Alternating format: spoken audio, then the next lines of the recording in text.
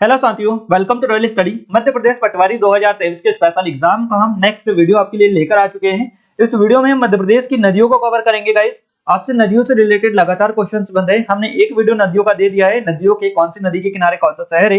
ये वाला 2 से 3 मिनट का वीडियो है जिसमें सारी नदियां कवर करवा दी है। आप एक बार जरूर से देखिएगा, 3 मिनट को ज्यादा नहीं होते, आपके वहां से 1 से 2 नंबर की क्वेश्चन कवर हो जाएंगे। और एग्जाम एनालिसिस पर बेस्ड हम ये सटीक वीडियो आपके लिए लेकर आ रहे हैं, जिसमें सबसे ज्यादा जो टॉपिक आपका रिपीट हो रहा है, यानी जिससे टॉपिक से क्वेश्चंस बन रहे हैं सबसे ज्यादा, उस टॉपिक को हम इस सीरीज में कवर करवा रहे हैं। इसकी प्लेलिस्ट हमने बना दी है जीके की जुगाड़ पटवारी के लिए, तो आप एक बार जरूर से चेकआउट करें प्लेलिस्ट को, वहां पर आपको और भी वीडियोस मिल जाएंगे। क्लियर है?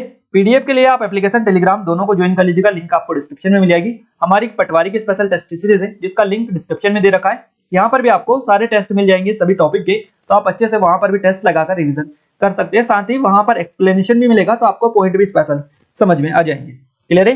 अब फाइनली स्टार्ट करते हैं। हम सबसे पहले बात करते हैं नर्मदा नदी की, जो कि मध्य प्रदेश की सबसे प्रसिद्ध सबसे महत्वपूर्ण नदी मानी जाती है। क्लियर है गाइस? नर्मदा जो नदी है इसका उद्गम हुआ है अनूपपुर जिले के मेकल पर्वत श्रेणी की अमरकंटक पहाड़ी पर स्थित नर्मदा कुंड से ये निकलती है। यहाँ से 3 नदियां निकलती है, सोन नदी और जोहिला नदी और नर्मदा नदी। क्लियर है?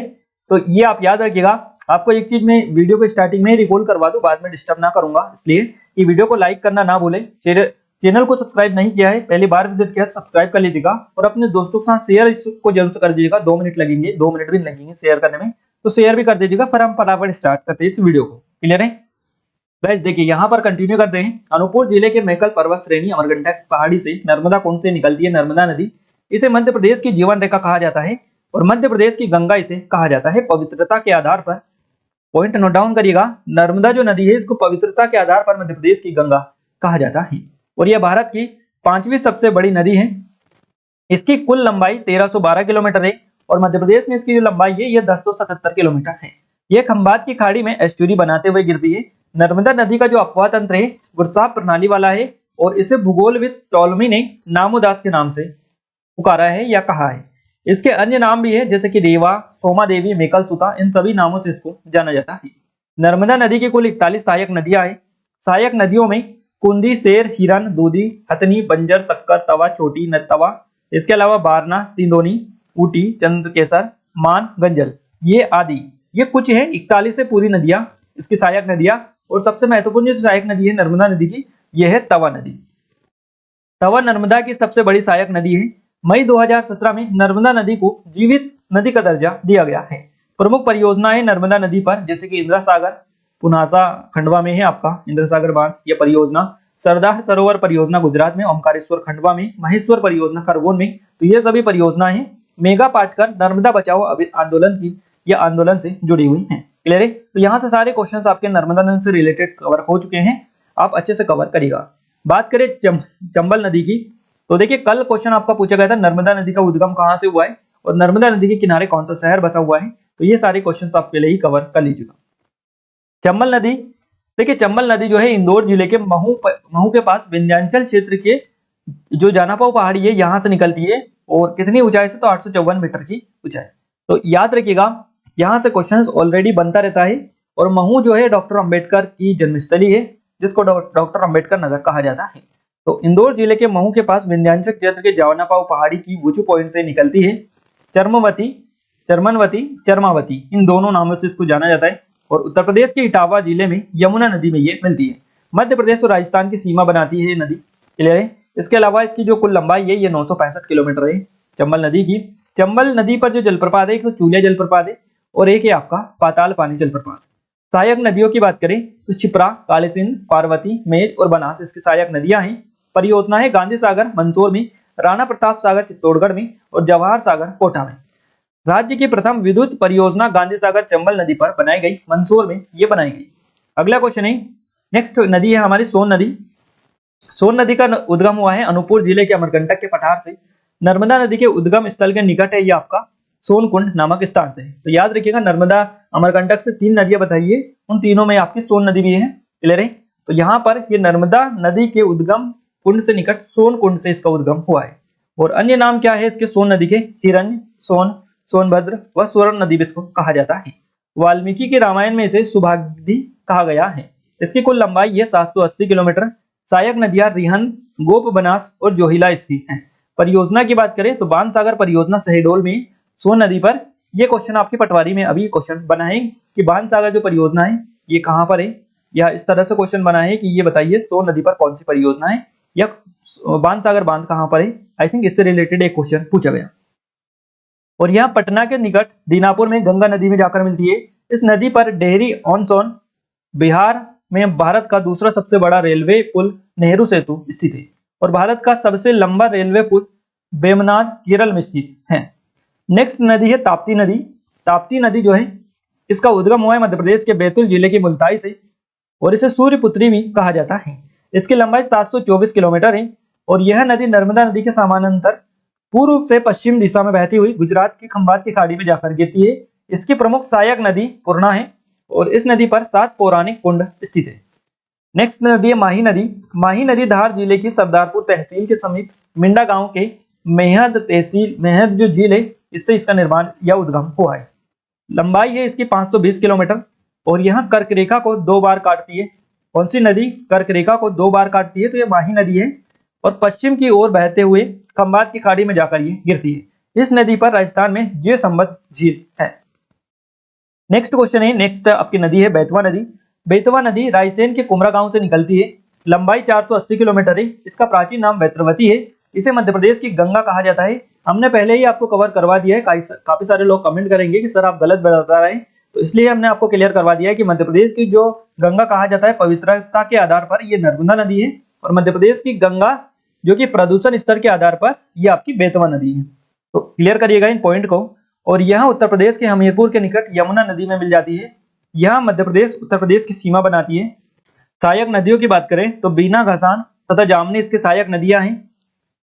याद रखिएगा बेतवा नदी की जो सहायक नदी है बीना, घसान और जामनी। बांध की बात करें तो माता टीला बांध है आपका ये बेतवा नदी पर। माता टीला बांध रानी लक्ष्मीबाई बांध जिसको बेसिकली बोला जाता है, तो इस नदी पर ही बनाया गया माता टीला। सिंचाई हेतु हलाली और भांडे नहर का निर्माण इस नदी पर किया गया है। केन बेतवा लिंक भारत की प्रथम नदी जोड़ो परियोजना।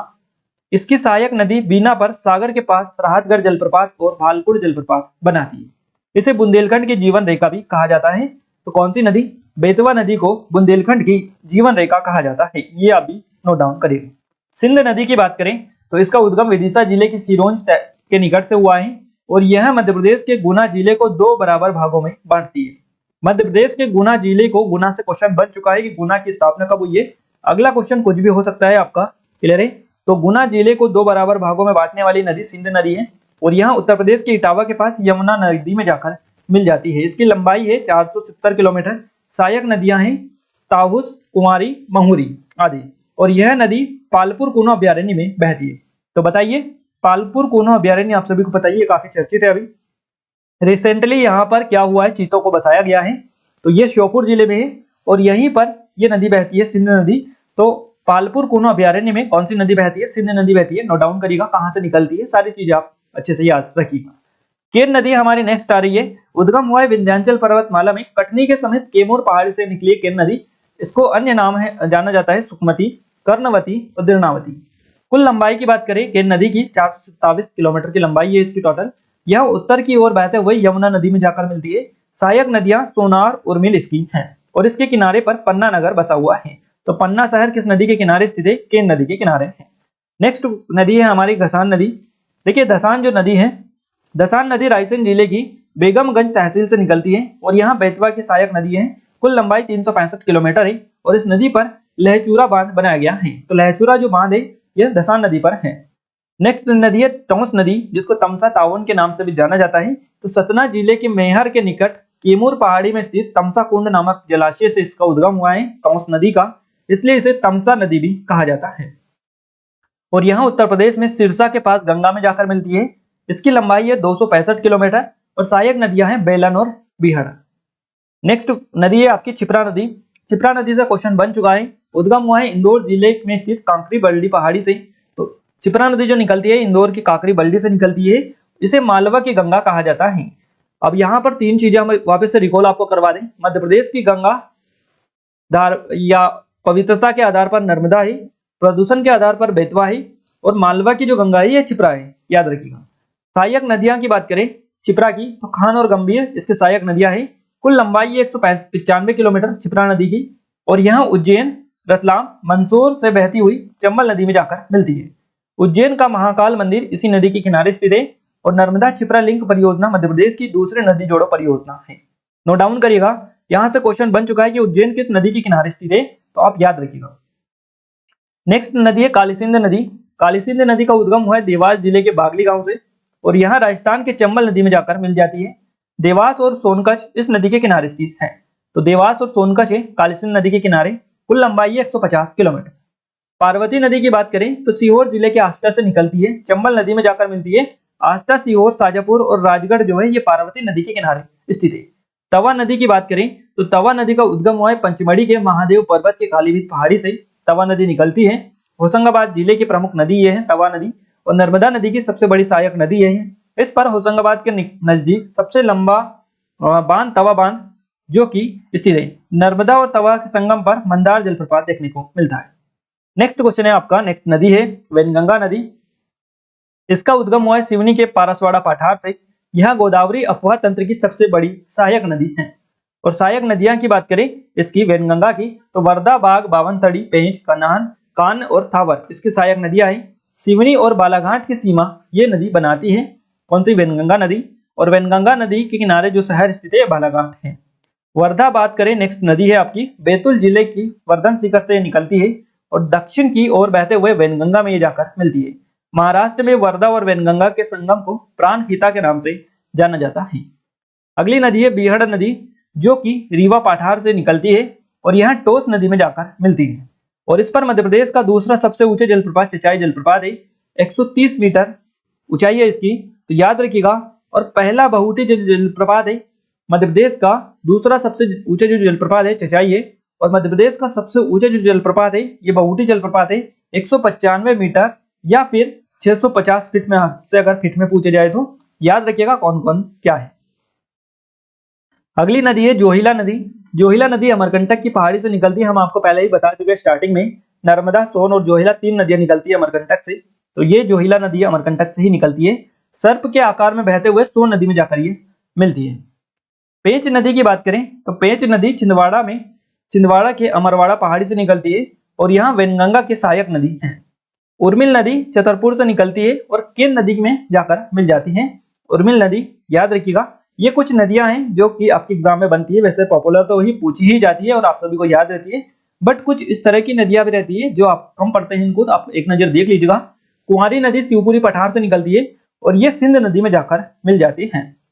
तो ये सभी नदियां थी जो कि हमने पूरी आपको कवर करवा दी है। आई थिंक यहाँ से आपका पूरा कवर हो चुका है, और आप अच्छे से इनको याद रखिएगा क्योंकि यहाँ से आगे आने वाले सप्ताह में आपके क्वेश्चन बनेंगे। ये वीडियो आपको कैसा लगा, नहीं लगा, आप हमें कमेंट में कमेंट करके बताइएगा, और इस वीडियो को ज्यादा ज्यादा शेयर करें ताकि हमें सपोर्ट मिले और अच्छे से अच्छे वीडियोस आपके लगातार लेकर आते रहे।